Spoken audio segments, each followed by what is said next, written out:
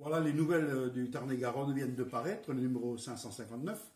Donc, ce numéro consacre une page spéciale au grand débat qui a eu lieu sur Montauban. Montauban et le Tarn-et-Garonne d'ailleurs. Celui de Castel-Sarrazin qui était particulièrement intéressant, qui a vu les Gilets jaunes bien poser la question principale auquel M. Macron ne répond pas, c'est-à-dire le pouvoir d'achat.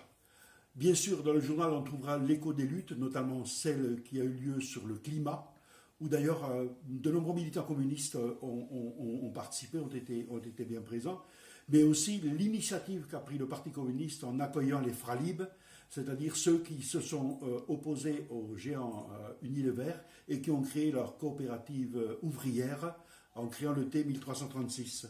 Bien sûr, on parlera aussi d'aspects très locaux, on parle aussi d'aspects très locaux dans ce journal, notamment ce que Mme Barège ne veut pas entendre depuis 2 décennies qu'elle est au pouvoir, c'est qu'il manque une grande école sur Montauban et qu'il faudrait la construire. Au lieu de ça, on rafistole chaque année la carte scolaire.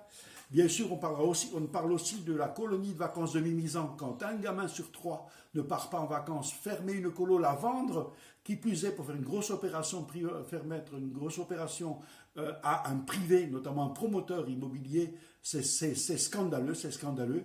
Et le journal aborde bien sûr les 2 grandes initiatives que le Parti communiste prend dans le département en cette fin de semaine et début de la semaine d'après, c'est-à-dire le rassemblement sur l'évasion fiscale samedi matin devant la préfecture et bien sûr la venue de Marie-Pierre Vieux dans le cadre des élections européennes. Marie-Pierre Vieux qui sera à Montauban à la Maison du Peuple lundi 1er avril à 18h30. Voilà en gros les journaux qui vous est proposé.